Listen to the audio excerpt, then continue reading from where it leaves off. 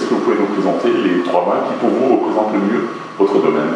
Bien sûr, bonjour. Alors j'ai choisi aujourd'hui 3 cuvées de notre production sur 3 millésimes différents.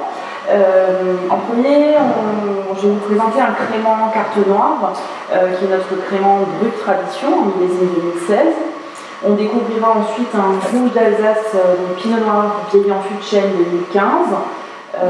Et pour finir, un Riesling sur le magnifique terroir du Nicolfer.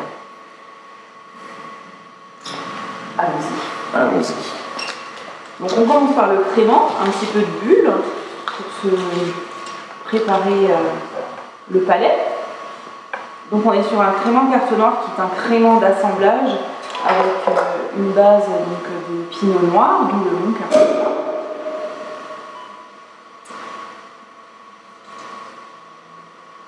Donc pinot noir, pinot blanc et pinot auxerrois et une petite pointe de Riesling. Donc c'est un crément donc, en crément blanc, en brut. Tous nos créments, on a 3 créments différents à la carte. Tous nos créments sont des créments bruts. J'ai choisi ce crément-là puisque pour moi c'est le crément par lequel mon grand-père a commencé la production des vins effervescents sur notre domaine en 1982. C'est vraiment un crément traditionnel, festif, convivial et très agréable, avec des notes déjà très ouvertes, des belles bulles.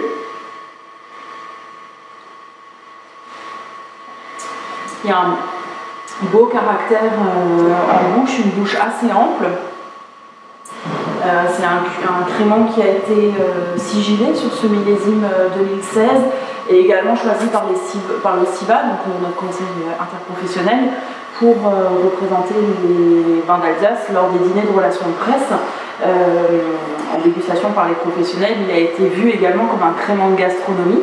Donc effectivement, c'est un crément avec lequel on a plaisir à manger. Il peut très bien accompagner l'apéritif plus traditionnel, mais également, pourquoi pas, on est encore dans les derniers jours d'hiver, peut-être une choucroute cuisinée au crément ou un beau poisson filet blanc avec une petite sauce au crément.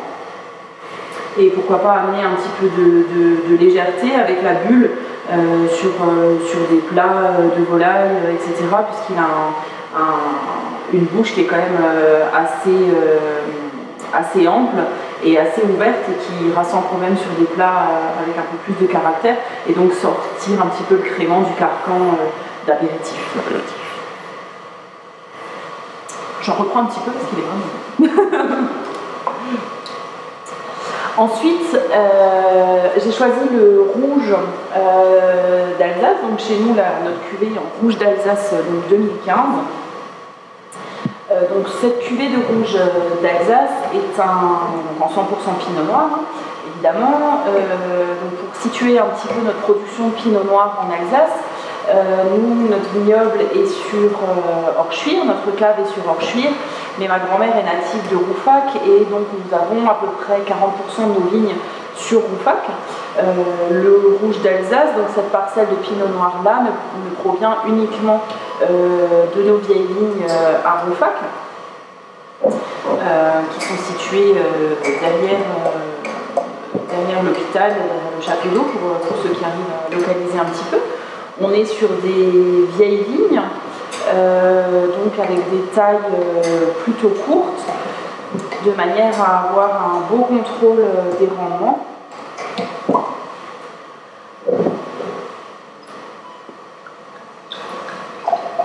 Pour privilégier déjà des jus plus concentrés que peuvent l'être des pinots noirs plus classiques. Ensuite, sur ce millésime-là 2015, nous sommes sur une macération pelliculaire de 6 jours, avant presse, ensuite pressurage et vinification en cuve inox classique durant 4 mois, et ensuite un vieillissement en barrique pendant 12 mois. Donc nos barriques sont toutes des barriques que nous avons achetées neuves.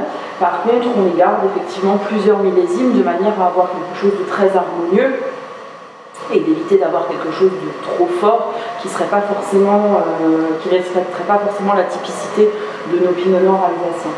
On est sur un millésime 2015, mais on choisit volontairement, déjà dû aux 12 mois de vieillissement en barrique, mais on choisit volontairement de les vendre un petit peu plus tard, de les conserver encore un petit peu après chez nous en cave, pour avoir des vins qui sont déjà bien ouverts. On le sent déjà avec ce premier nez, qui est vraiment sur des notes typiques du pinot noir alsacien, avec des fruits noirs, fruits rouges. On a un côté un peu griotte également, assez charnu.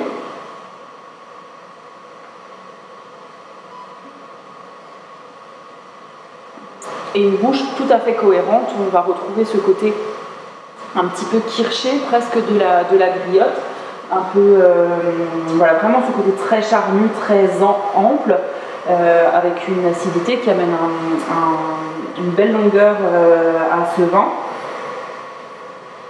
Alors, ce pinot noir, il donne envie de manger, hein. C'est un vin vraiment à prendre en mangeant. Alors on peut rester sur des accords classiques, viande rouge, viande grillée, une belle pièce de bœuf grillée. Et on peut se laisser surprendre également avec des accords un peu plus inattendus, comme un beau macaron avec un beau chocolat à 70%, ou encore la traditionnelle forêt noire, où on va retrouver ce côté chocolat et griotte au kirsch, qui ira très bien avec ce vin. C'est une cuvée en 2015 qui a également obtenu un sigil.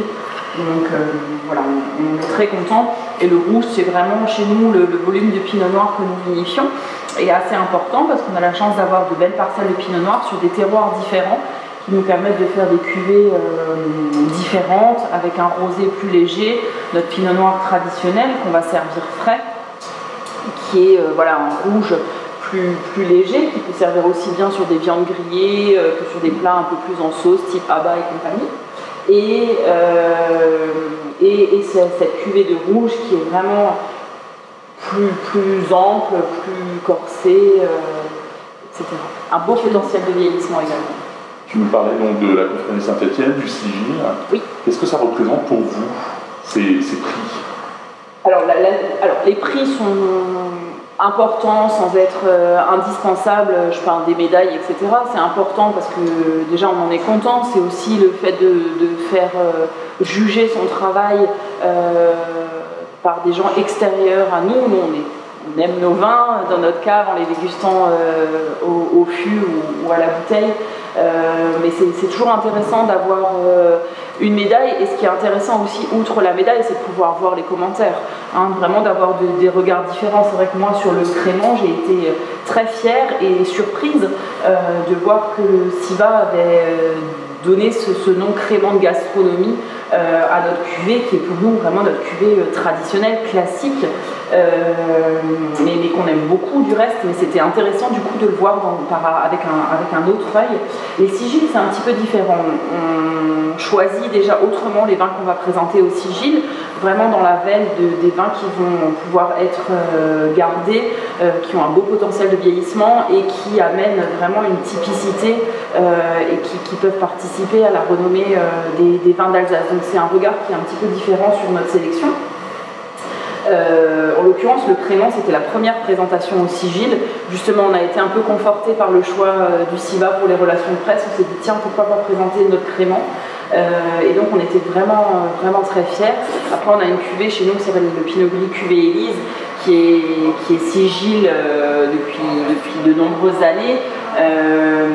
Voilà, on a plaisir à voir comment la confrérie fait des séances de rebouchage, comment ils vont participer aussi à la renommée des vins d'Alsace et au prestige des vins d'Alsace. Donc voilà, c'est un petit coup de cœur entre guillemets que nous avons pour cette récompense-là, et en tout cas un choix beaucoup plus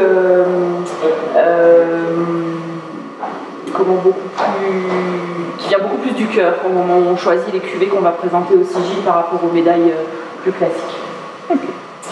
Pour terminer, je vous propose de découvrir ensemble notre Riesling Lippelsberg. Donc nous avons la chance, de par l'implantation de nos vignes sur le village, d'avoir des terroirs très différents.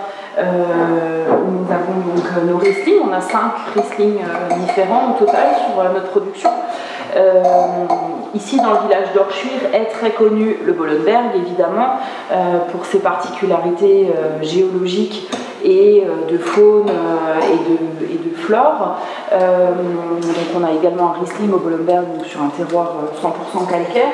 Mais là, j'ai choisi de vous parler du Riesling Lippelsberg, qui est un tout petit terroir de 4 hectares 8, qui est en fait un petit décrochement, si on peut appeler ça comme ça, du grand cru de Pfingsberg, donc le seul grand cru que nous avons sur le village d'Orschwir. Donc on est sur un terroir argilo-calcaire avec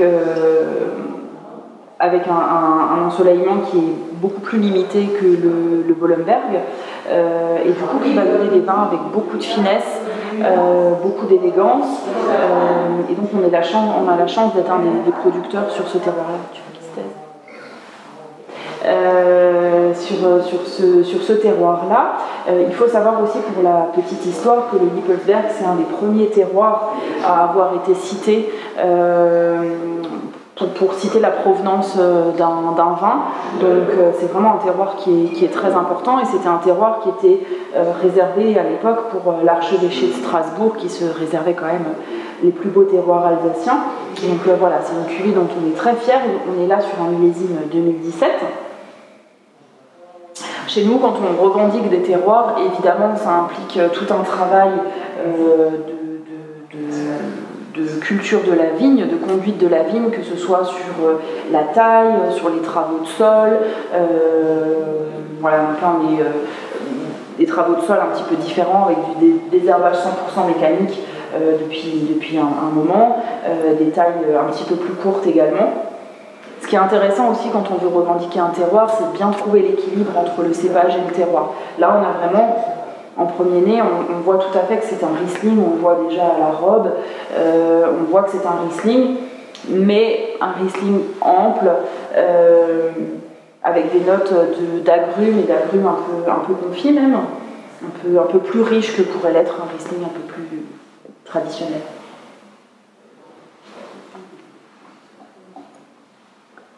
Et c'est quelque chose qu'on va totalement retrouver en bouche, ce côté gras, ample, avec une acidité longue, fine et très élégante. Le Riesling Lippelsberg, c'est un vin auquel on va associer des plats qui vont avoir cette même élégance. Donc voilà, un beau poisson avec une petite sauce un peu au citron zesté, voilà, des choses avec beaucoup de raffinement. C'est un vin qui a un beau potentiel de garde dû à cette belle matière et cette acidité tout en finesse.